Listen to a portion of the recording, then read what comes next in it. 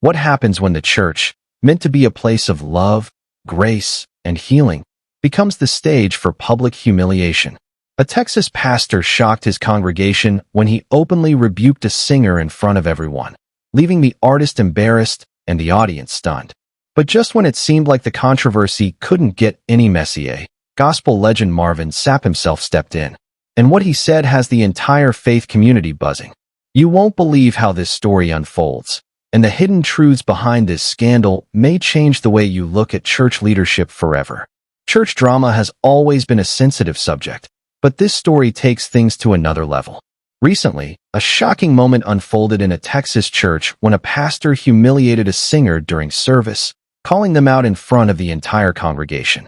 The clip spread across social media like wildfire, sparking heated debates about respect, leadership, and the role of humility in ministry. But here's where it gets even more interesting.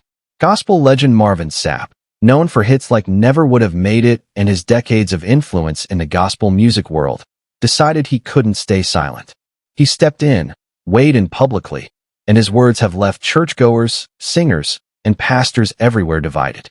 In this video, we're going to break down exactly what happened inside that Texas church, why Marvin Sapp felt the need to intervene, and how this single moment of public rebuke has sparked larger conversations about church culture, pride, and leadership accountability. We'll walk you through the timeline of events, reactions from church members and online voices, and Marvin Sapp's powerful response.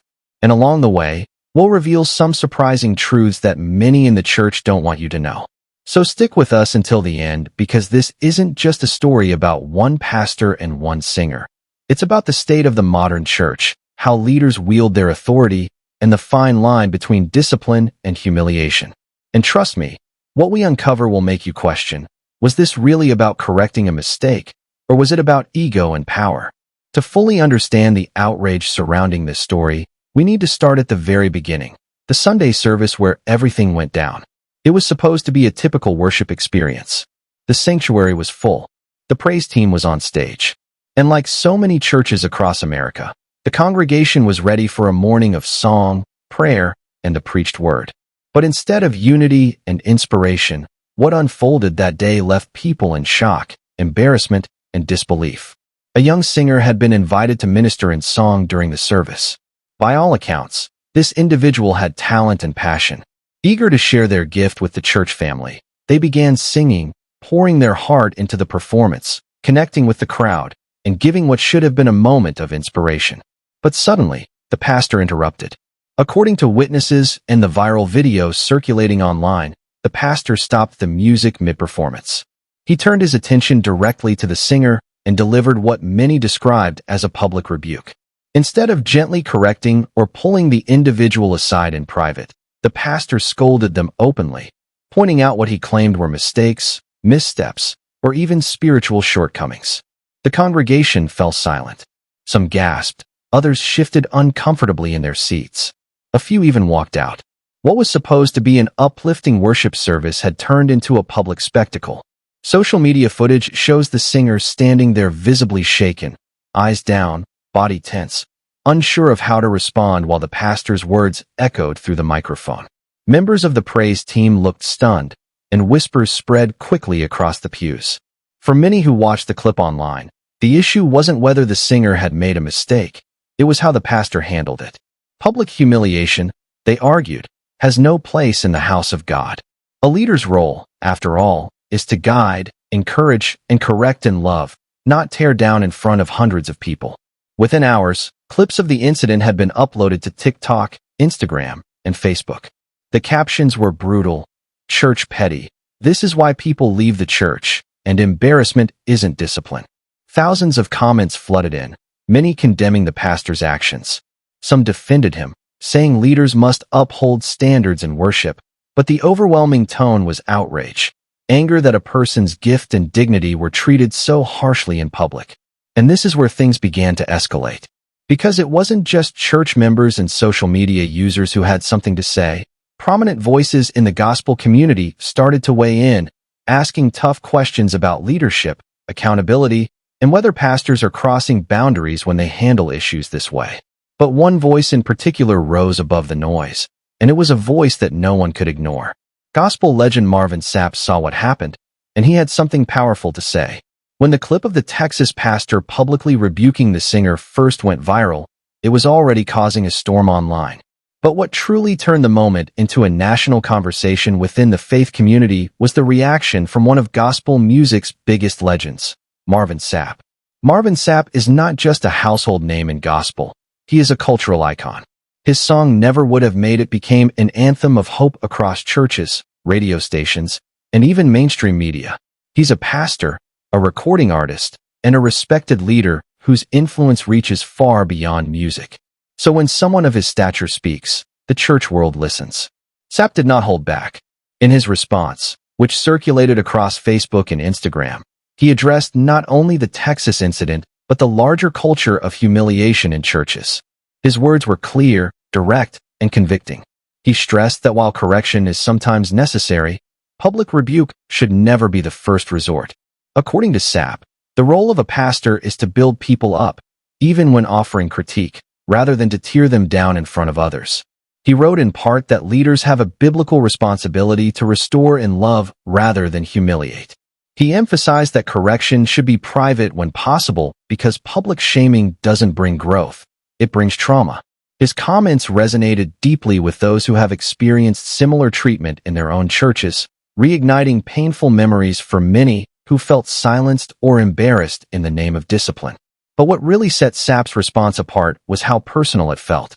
He drew from his own decades of experience leading congregations and mentoring young singers and musicians. He explained that as a leader, he has seen countless moments when someone struggled or fell short on stage. But in those moments, his job wasn't to embarrass them, it was to guide them. That's how, he argued, true leaders operate. Almost immediately, Marvin Sapp's words went viral. Screenshots of his response spread across social media with captions like, "Thank you, Marvin, for saying what needed to be said, and this is why he's respected as both an artist and a pastor." Gospel singers, choir directors, and even ordinary church members flooded his posts with agreement. For many, his voice gave legitimacy to the outrage they already felt. But not everyone agreed. Some pastors and leaders pushed back, arguing that Marvin Sapp was undermining the authority of the pulpit by challenging another pastor so openly. They insisted that sometimes public correction is necessary to maintain order in the church, especially when worship standards are being compromised. This sparked a new wave of debate. Was Marvin Sapp defending the dignity of artists, or was he stepping out of line by calling out another leader? The tension highlighted a deeper issue in church culture, the clash between traditional authority and modern accountability. For generations, pastors have been treated as unquestionable voices in their churches. But in today's era of social media and transparency, that dynamic is being challenged. Marvin Sapp's response placed him right in the center of that battle. And while his words brought comfort to many, they also raised an even bigger question. If gospel legends are now stepping in to call out petty church behavior, what does that say about the state of the modern church? But before we dive into that bigger question, let's pause to explore how the public responded. Not just fans online, but other gospel artists, church leaders, and even people who typically avoid church drama. Because their voices amplified this story in ways that made it impossible for ABC, YouTube, or church leadership circles to ignore. If Marvin Sapp's response lit a fire, the public's reaction turned it into a full-blown blaze. The incident and his comments became the topic of heated debates not only in church circles, but across Twitter, TikTok, Instagram, and YouTube. And what made the reaction so powerful was the sheer range of voices weighing in. On one side, there was outrage. Thousands of church members, gospel fans, and even people who admitted they hadn't been to church in years expressed anger and disappointment over the way the Texas pastor handled the situation. For many, the viral clip wasn't just about one singer. It reminded them of personal wounds. Comments flooded in like, "This happened to me as a teenager in church. I never sang again. This is why young people are walking away. They come for love and leave with trauma. Correct in private, celebrate in public." That's leadership. TikTok creators began stitching the video, sharing their own stories of being embarrassed by leaders in front of a congregation. Some videos had hundreds of thousands of views as people opened up about the lasting damage caused by public shaming. What started as one local church scandal quickly became a reflection of something much bigger, a culture of pride and power dynamics in many churches. But not everyone was outraged. A smaller but vocal group of commenters defended the Texas pastor's decision. They argued that maintaining the spirit of excellence in worship sometimes requires real-time correction.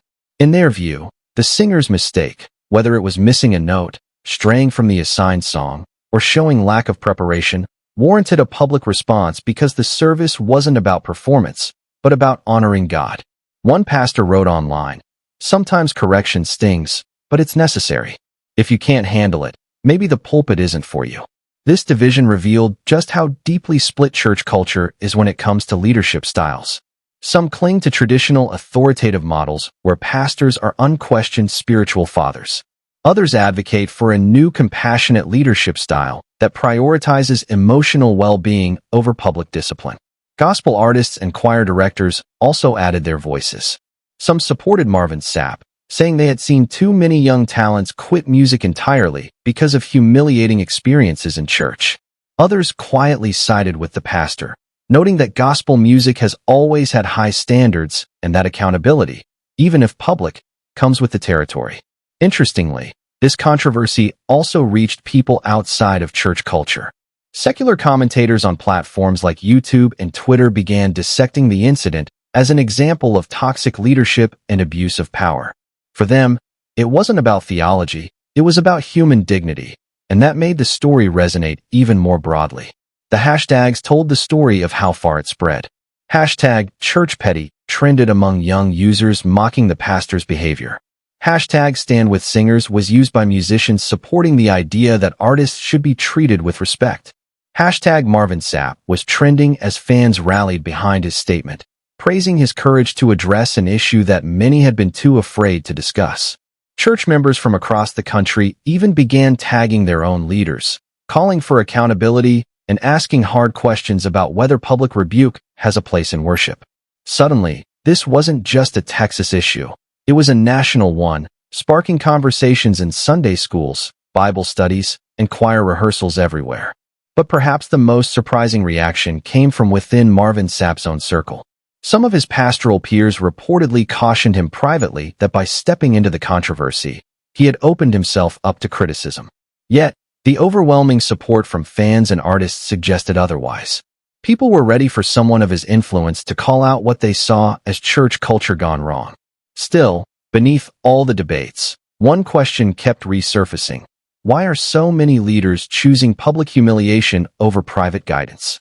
And that's the question that leads us into the deeper issue, what this incident really reveals about the state of modern church leadership. While the Texas church incident initially grabbed attention for its shock value, the conversation it sparked goes far beyond a single rebuke. At its core, this controversy has exposed long-standing tensions within modern church leadership and the evolving expectations of congregations. Churches have traditionally operated under hierarchical structures where pastors are viewed as spiritual authorities whose word is rarely questioned. In these models, public correction was often considered a legitimate tool to maintain order, enforce standards, and uphold the sanctity of worship. For decades, congregations accepted this dynamic without question. However, times are changing. Today's churchgoers expect accountability, transparency, and empathy from their leaders. The rise of social media has amplified voices that previously went unheard, allowing congregants, musicians, and ministry staff to share experiences widely. Humiliation, even in the name of discipline, is increasingly scrutinized. And when a public rebuke like the one in Texas goes viral, it becomes a reflection of broader leadership issues rather than an isolated incident. Experts and theologians note that there is a fine line between discipline and abuse. Discipline, when done in love and privacy, can guide, correct, and build. Humiliation, on the other hand, erodes trust, creates fear, and can even drive talented individuals away from ministry entirely. The Texas incident, in this context, highlights the dangers of leadership that prioritizes ego over stewardship.